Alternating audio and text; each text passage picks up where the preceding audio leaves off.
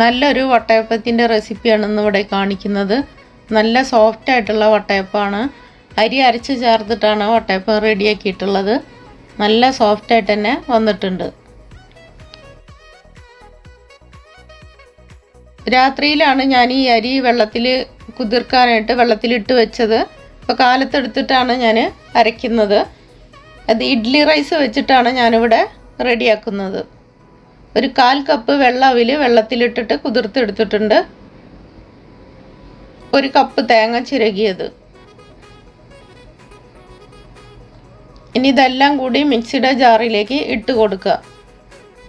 Idli rice വെച്ചിട്ട് വട്ടയപ്പം ഉണ്ടാക്കുമ്പോൾ നല്ല സോഫ്റ്റായിട്ട് തന്നെ വരാറുണ്ട്. 1 ടീസ്പൂൺ ഈസ്റ്റും കൂടി ഇട്ട് കൊടുക്കുന്നുണ്ട്. 2 ടേബിൾ സ്പൂൺ പഞ്ചസാര ഇട്ട് കൊടുക്കുന്നുണ്ട്. പഞ്ചസാരയുടെ അളവ് നിങ്ങൾക്ക് എത്ര വേണമെങ്കിലും കൂട്ടുകയും കുറയ്ക്കുകയും ചെയ്യാം. 1 നുള്ളു ഉപ്പ് ഇട്ട് കൊടുക്കുന്നുണ്ട്. ഇനി നല്ലപോലെ അടിച്ചെടുത്തിട്ട് അതൊരു പാത്രത്തിലേക്ക് ഒഴിച്ചു കൊടുക്കുക. ഇഡ്ഡലി മാവിനൊക്കെ എടുക്കുന്ന അതേ പരുവത്തിനാണ് ഇവിടെ മാവ് അരച്ചെടുത്തിട്ടുള്ളത്. ആ ഒരു തിക്ക് വേണം ഇതിന്. ഒത്തിരി ഇങ്ങോട്ട് ലൂസായി പോവരുത്. അരച്ചെടുത്തിട്ട് നല്ലപോലെ ഒന്ന് അടച്ച് വെച്ചിട്ട് ഒരു 5-6 മണിക്കൂറെല്ലാം ആകുമ്പോഴത്തേന് ഒന്ന് റെഡിയായി കിട്ടും. ഞാനിവിടെ കാലത്താണ് അരച്ച് വെച്ചത്. അത് വൈകിട്ടാകുമ്പോഴത്തേന് നല്ല പോലെ അത് പൊങ്ങി വന്നിട്ടുണ്ട്.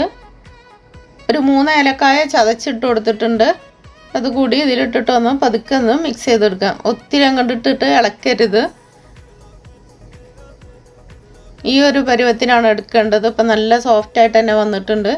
ഇനി ഇത് പാത്രത്തിലേക്ക് ഒഴിച്ചു കൊടുക്കാം. ഈ പാത്രത്തിൽ കുറച്ച് എണ്ണയെല്ലാം ഞാനൊന്ന് സ്പ്രെഡ് ചെയ്ത് വെച്ചിട്ടുണ്ട്. ഇനി ഇതിലേക്ക് ഒഴിച്ചു കൊടുക്കാം.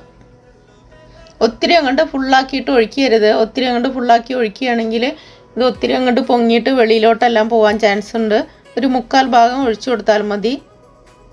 ഞാനിതൊരു കേക്ക് ഉണ്ടാക്കുന്ന ഒരു ട്രേ ആണിത്. അതിലാണ് ഞാനിത് ഒഴിച്ചു കൊടുത്തിട്ടുള്ളത്. കുറച്ച് അണ്ടിപ്പരിപ്പും മുന്തിരിയും ഞാനിതിൻ്റെ ഉള്ളിൽ വറുത്തിട്ട് കൊടുത്തിട്ടുണ്ട്. ഇട്ടുകൊടുത്തതെല്ലാം അടിയിലോട്ട് പോവും, ഉള്ളിലെല്ലാം ആയിക്കെടുക്കും. ഒരു 1/4 ഭാഗം വേവാകുമ്പോൾ ഇതിൻ്റെ മുകളിലെല്ലാം കുറച്ച് അണ്ടിപ്പരിപ്പും മുന്തിരിയെല്ലാം ഇട്ട് കൊടുത്തു കഴിഞ്ഞാൽ കറക്റ്റായിട്ട് മേൽഭാഗത്ത് കിടക്കും. അപ്പോൾ ഇത് അടച്ച് വെച്ചിട്ട് വേവിച്ചെടുത്തിട്ടുണ്ട്. ഞാൻ കുറച്ച് അണ്ടിപ്പരിപ്പും മുന്തിരിയെല്ലാം 1/4 ഭാഗം വേവാകുമ്പോൾ ഇട്ട് കൊടുത്തിട്ടുണ്ട്. അതുകൊണ്ടാണ് അത് മുകളിൽ നിൽക്കുന്നത്. ആദ്യം ഇട്ട് കൊടുത്തതെല്ലാം ഉള്ളിലെല്ലാം പോയി. ഇനി തണുത്തതിന് ശേഷം ഇതിൻ്റെ ഉള്ളിൽ നിന്ന് ഇത് വെളിയിലോട്ട് എടുക്കുക. നല്ല സോഫ്റ്റായിട്ട് തന്നെ വന്നിട്ടുണ്ട്. ഇഡ്ഡലി റൈസ് വെച്ചിട്ടുണ്ടാക്കുമ്പോൾ നല്ല സോഫ്റ്റായിട്ട് തന്നെ കിട്ടാറുണ്ട്. ഇനി ഇതിനെ കട്ട് ചെയ്തെടുക്കുക.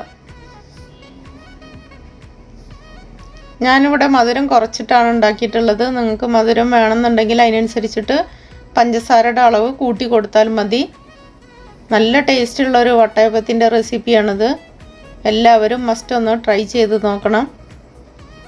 നല്ല സോഫ്റ്റായിട്ട് തന്നെ വന്നിട്ടുണ്ട്. തേങ്ങ ഒന്നും ഒത്തിരി ചേർക്കണ്ട. 1 കപ്പ് തേങ്ങ തന്നെ ചേർത്താൽ മതി. തേങ്ങ ഇല്ലെങ്കിൽ തേങ്ങാപ്പാലും ചേർക്കാം.